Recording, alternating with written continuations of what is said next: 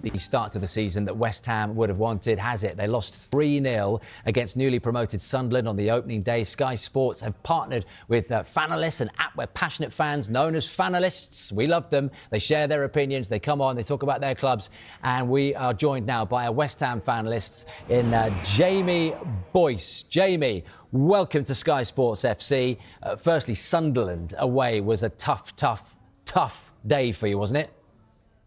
Absolutely. I consider myself to be quite the optimistic West Ham fan. And, with the form that we had over pre-season, I was expecting more of a result. But obviously come away losing 3-0, it was devastating. I expected us to put on some sort of competition, but in all honesty, we looked like the promoted team on the day. And once the crowd got behind Sunderland at the Stadium of Light, they looked like the game was over at that point, I think to lose is okay.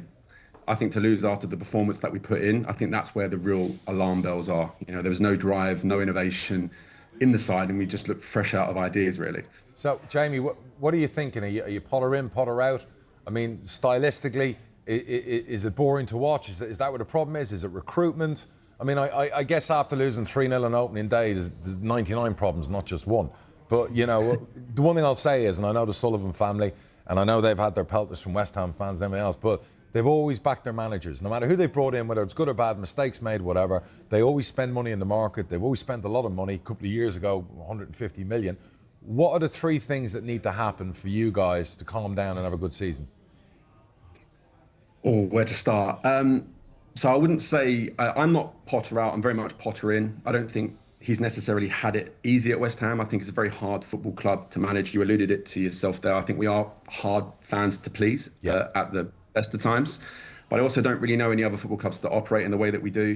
To lose 3-0 in the opening game of the fixture, and then your vice chairman is on national radio the next day doing an hour-long interview talking about club affairs.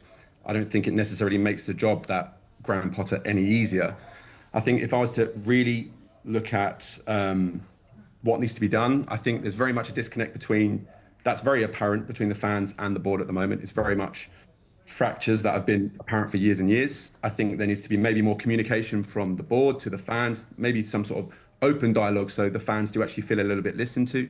We can go back years and talk about the old stadium and how fans feel wronged over that. But if we want to talk about West Ham in the future and moving forward, I think there needs to be a clearer line of dialogue between the board and the fans. Things like recruitment, obviously, you said it yourself, we have spent a lot of money over the last few years. Last year, we spent lots of money and lots of those signings haven't come true. Sure.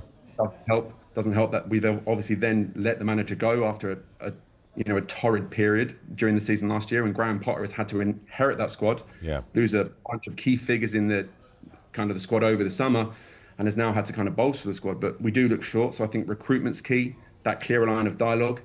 And I think those two things would actually create a better environment around kind of West Ham and the fan base and the narrative of the board, There's already, Jamie, a massive microscope on Graham Potter, because I know a lot of the West Ham fans had their doubts even when he was appointed, and obviously some results, Southampton drawing against them at home last season was one game that I know was not one that lives long in the memory for a West Ham supporter. And of course the narrative, he takes on his old team. I know he didn't have a good time there either, but Chelsea, Friday night football, lose that one at home and that fire is going to get hotter.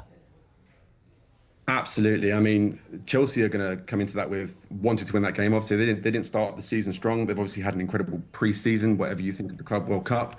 But they've made some good signings. They've started the season poorly with a draw, and they'll want to come to West Ham, which is a London derby, and pick up 3 points. West Ham have obviously had an even worse start to the season, and they'll want to win for other reasons.